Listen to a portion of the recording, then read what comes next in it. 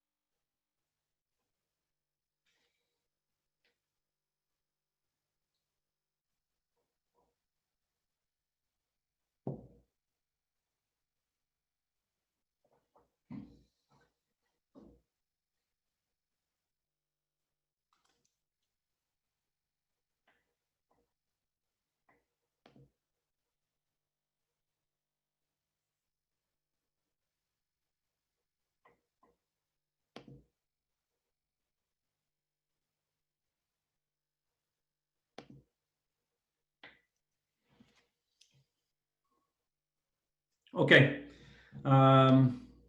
let's get into it. Thank you for joining me. I know it's a nice evening out there, so I appreciate you carving out a little bit of time to just learn about Iowa ODP, tryouts this weekend, and plans for the upcoming cycle. My name is Ross Moffat. For those of you that I do not know, I'm the Director of Player Development for Iowa Soccer. And then a big part of my role is overseeing the ODP program. So again, I know that on this call we have a lot of returning people and maybe people that have been in the soccer parenting landscape for a long time. So I appreciate you joining. If there's brand new people or people that are brand new to the Iowa ODP program, welcome, and thanks for being here.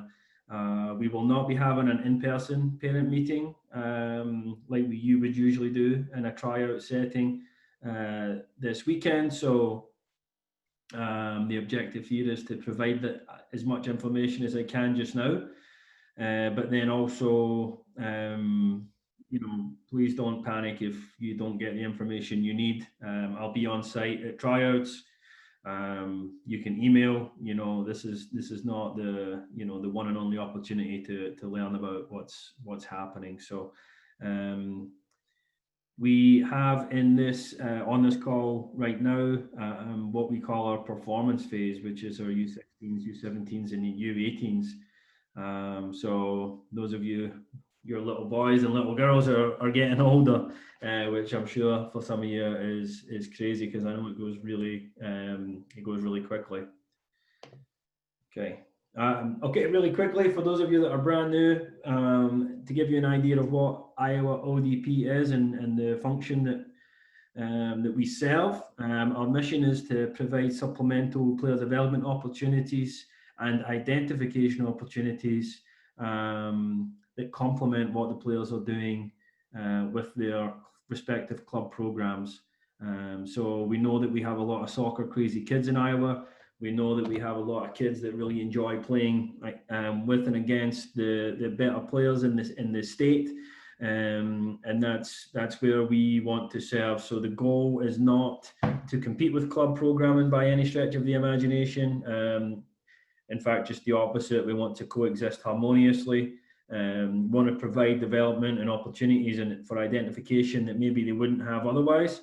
But at the same time, I do a lot of work with our DOCs and technical leaders across the state to make sure that what we do within Iowa ODP complements what they're doing at their respective clubs.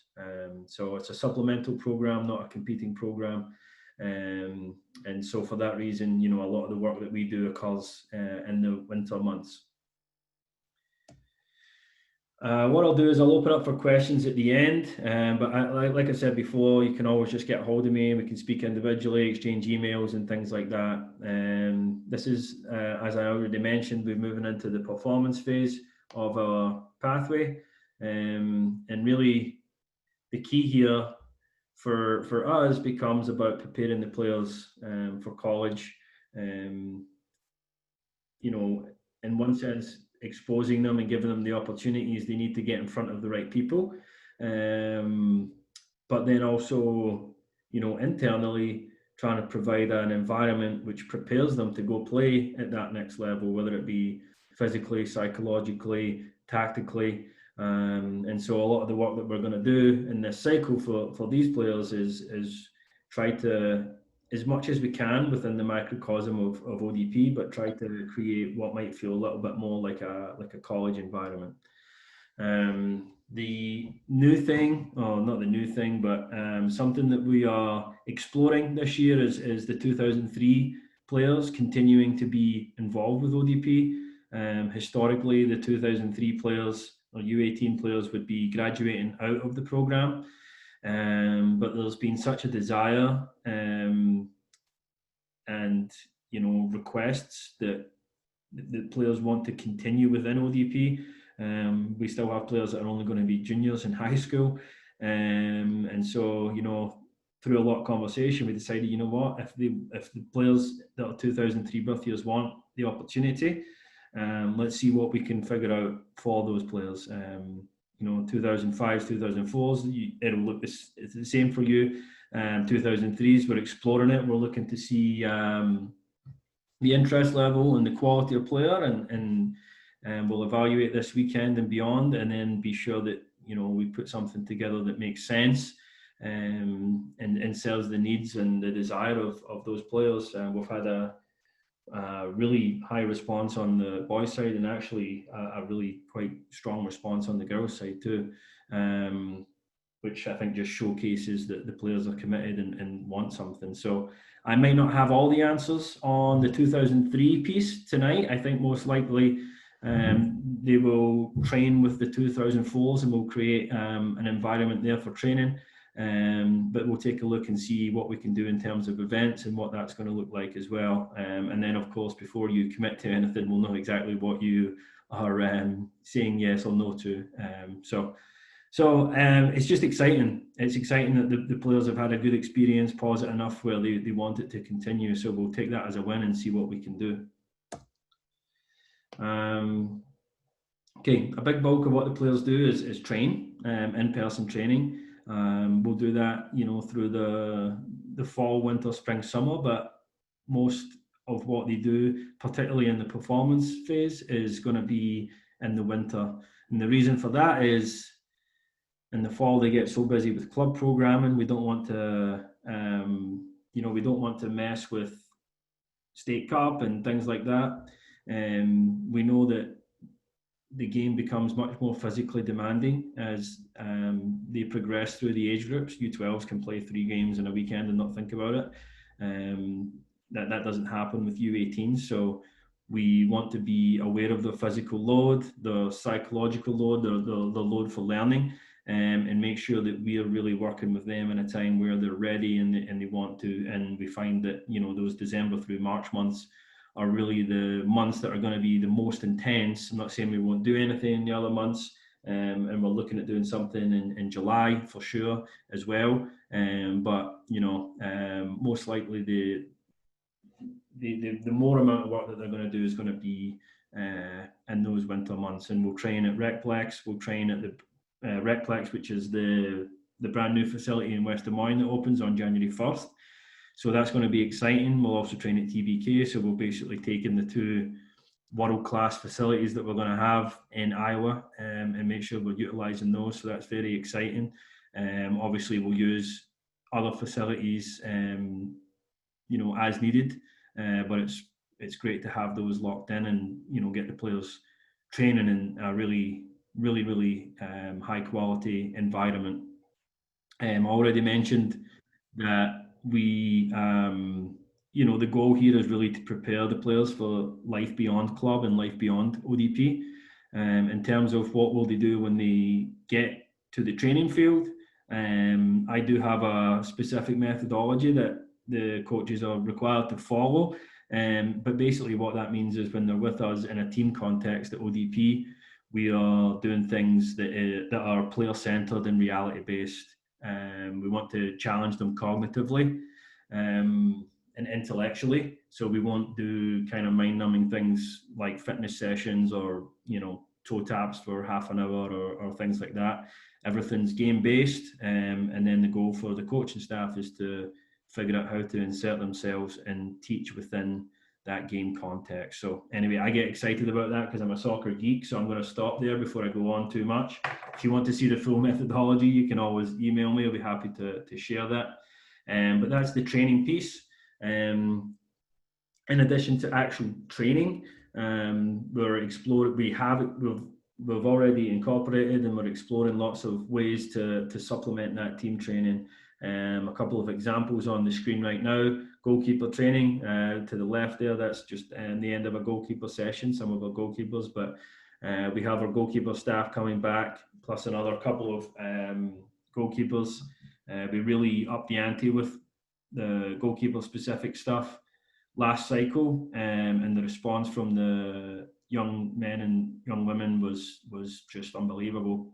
Just really showcased that we want more, we want to work, we want to learn. So we're happy to respond to that desire from the goalkeepers, and we'll continue to evolve that program for them. But lots of goalkeeper specific stuff again, and that includes at the events, particularly the program wide events. We'll have goalkeeper staff on site for warm-ups and individual feedback and things like that. We feel that that's important. So just a little message for the goalkeeper parents. The next one there is, that's actually Katie Norton. I think that's her 08 girls that she's visiting with, but you know, we brought Katie in. She's a pro player. She plays for Houston Dash. Actually, before that, she was playing for Chicago Red Stars, but she just signed for Houston Dash, and they just won the NWSL Cup, which is really cool. But that's the players just visiting with Katie, having a dialogue.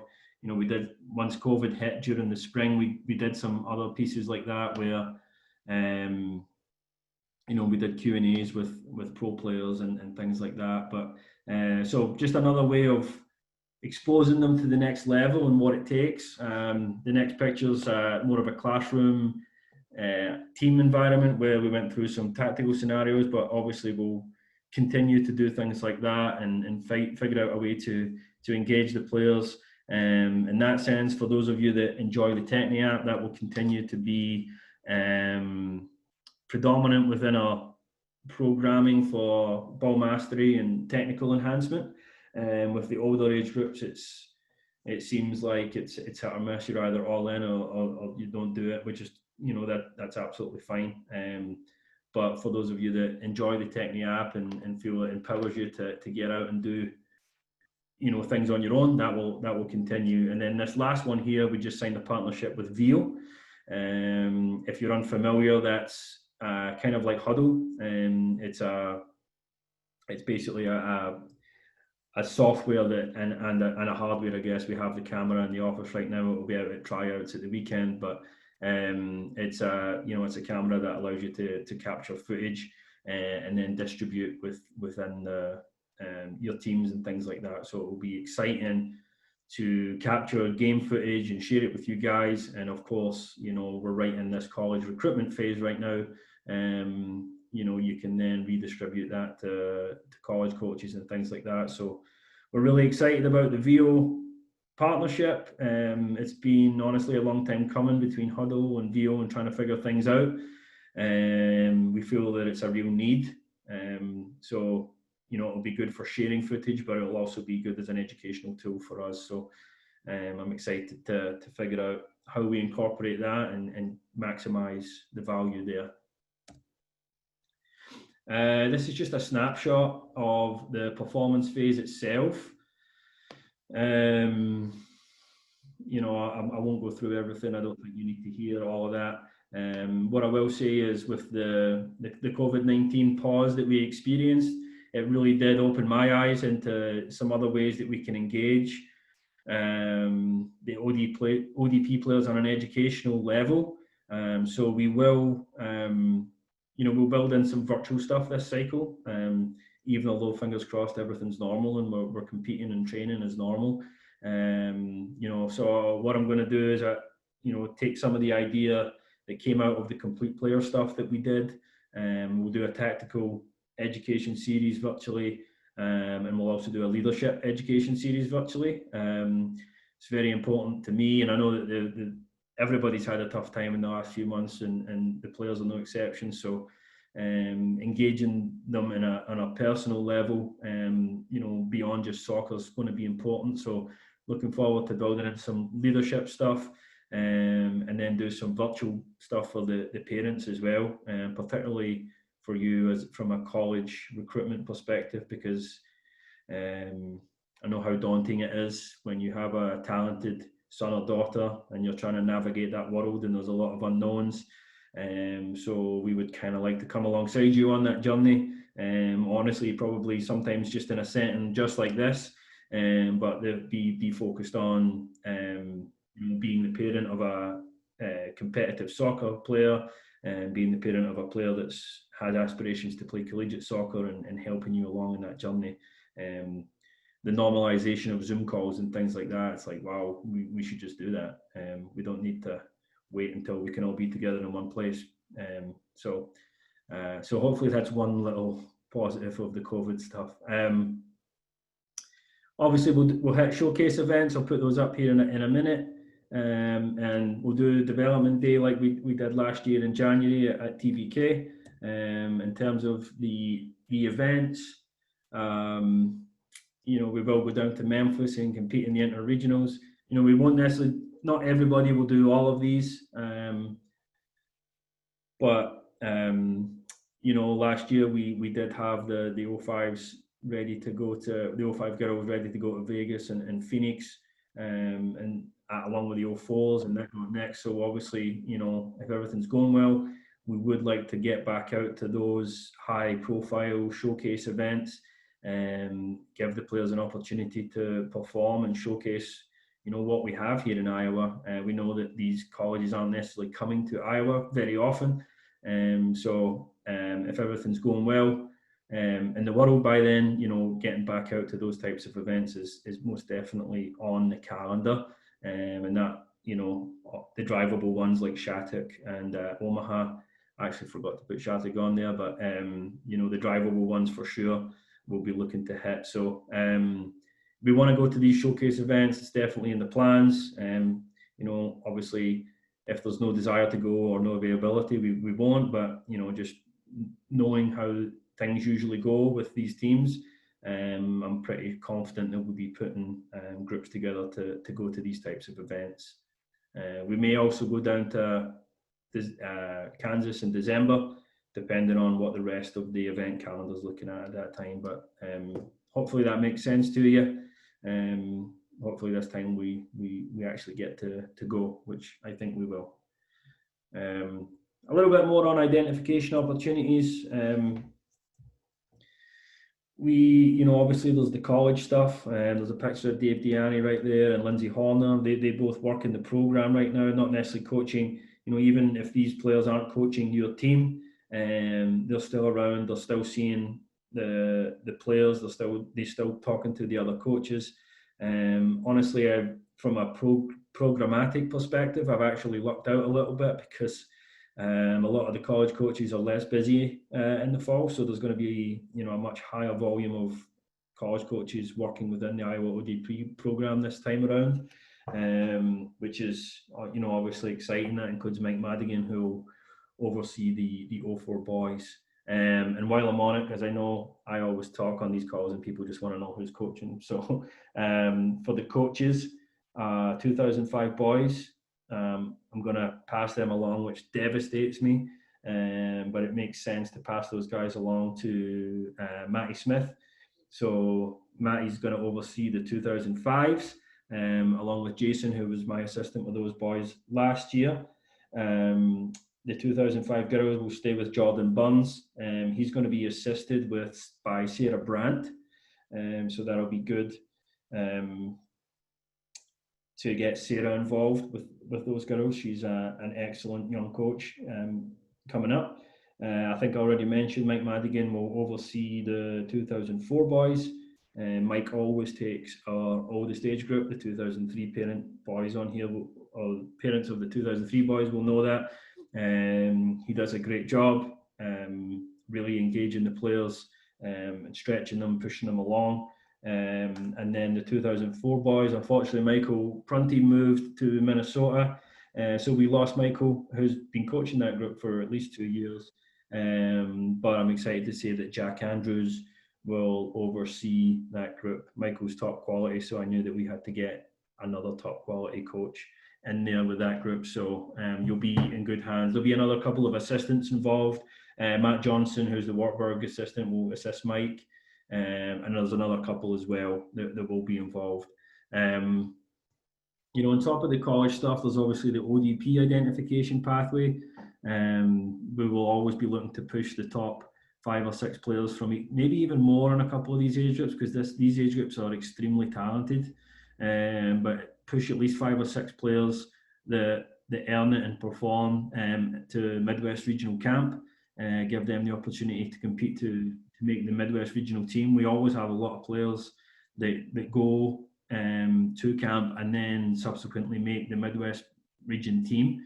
And then from there, you can be selected to represent the United States at an ODP level, at a national level, which is exactly what Reese and Sophia did, that are pictured there on that slide, along with Matt Hudson and a couple of others as well. We're going to get in trouble if you're on this call right now.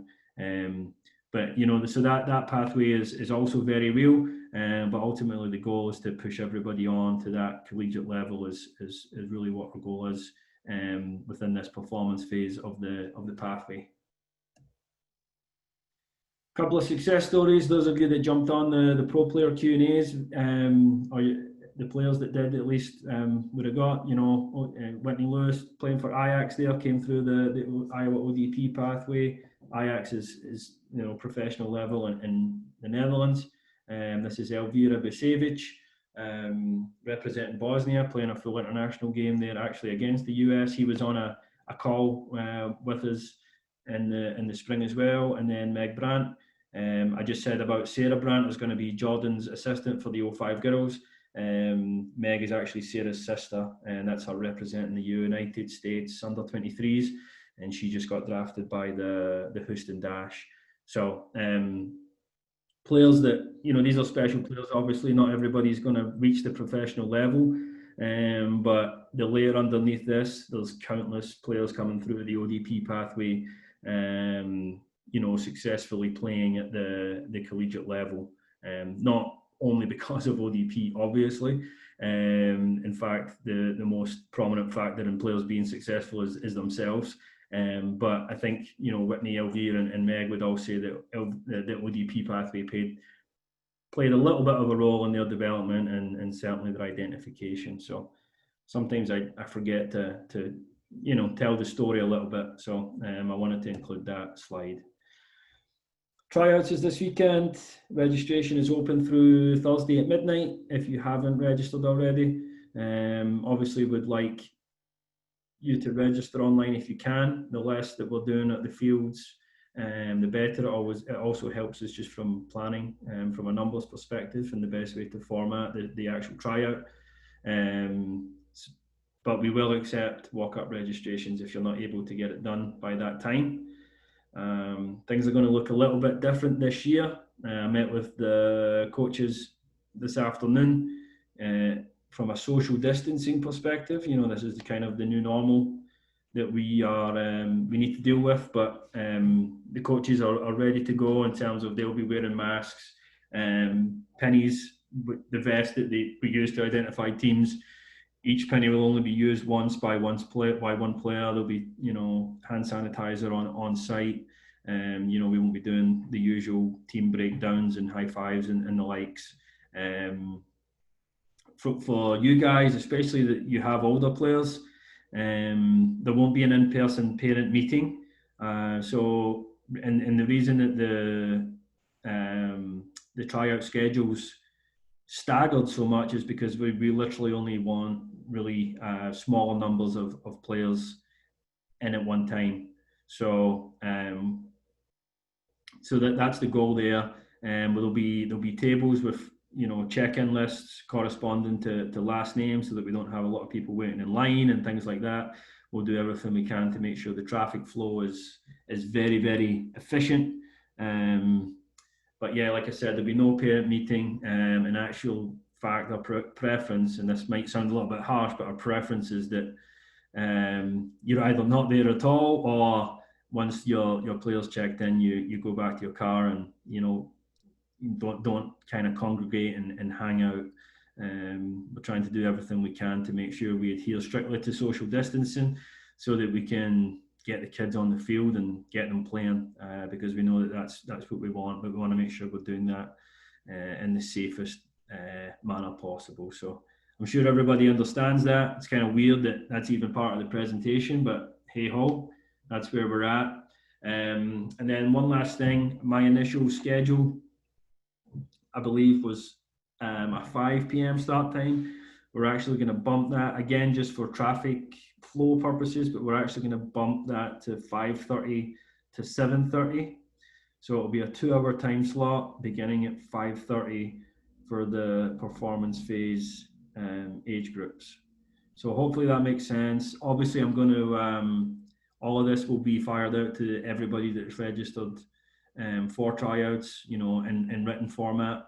But again, the goal there is just to make sure we have efficient traffic flow and that we're getting the players enough time on the field where we can make sure we have a really fair evaluation, because we know that the talent pool in these age groups is through the roof, and the coaches, the evaluating staff's job is not going to be easy by any stretch of the imagination. Bid day will be September 2nd. So basically just try and get the training pools formed, communicate that back out to you on September 2nd. At that point, all you need to do is decide whether or not you would like to be involved. The cost for the training pool fee is $200, which is what it has been, I think, for a few years. Unless the executive director gets hold of me and says we got to bump it up, but I think if it was to go up, it would be $5 or $10. It wouldn't be anything significant at all. So $200. There is a new uniform this year, which for 2003s and maybe even 4s, maybe we can look, once we have the training pools formed, maybe we can look at that and figure out if we can avoid having a new uniform for the 05s. It's a 2-year cycle, so we will have you guys purchase the new uniform. We might have to with the 4s as well. I'll let you know. I did a little bit of looking earlier. It would be $106. And we would do what we always do at ODP, and that's just require the 2 jerseys, the shorts, and the socks. And the reason for that, again, is we just want to keep things as cost effective as possible. There's other things on there that you're welcome to buy.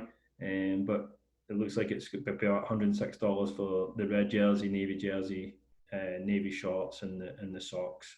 So that's what it would be in terms of cost. Those of you that have been around and returning will know that there's an event fee for each event.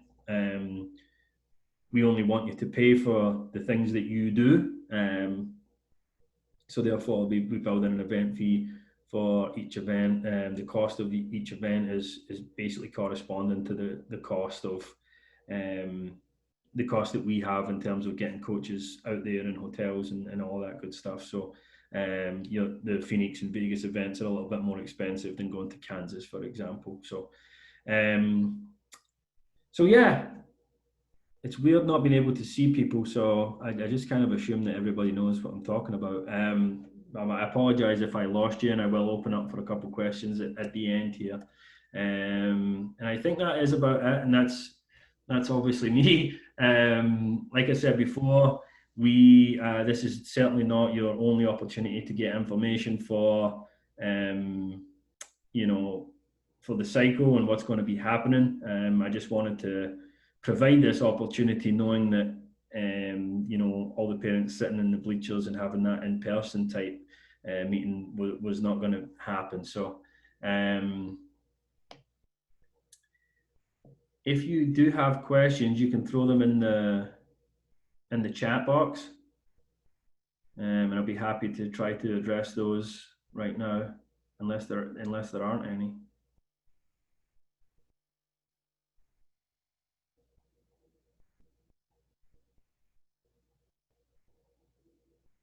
I can't believe there's no questions. That's amazing. Well, either no one can hear me or I did a good job or something. I got one. Coach name for the 2004 girls. Yeah, so the 2004 girls is going to be Jack Andrews. He's been working. The 2004 boys will know him very well. He had the 04 boys last year. He's top class coach. And then for the 03s, we will most likely it'll be Jack. We'll probably merge the 03 girls in with the 04s from a training perspective. We'll have a couple of coaches in there to assist Jack. But I'm not going to name an 03 coach quite yet until I know exactly how we're going to format that age group for those girls. So hopefully that helps a little bit. Any other questions? Thanks, Reagan.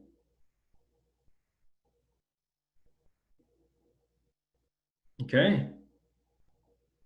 Well, most of you guys know me at this point, or at least are familiar with me. So, my email's on there. Please do not hesitate to reach out, whether it be pre-tryouts, post-tryouts, whenever.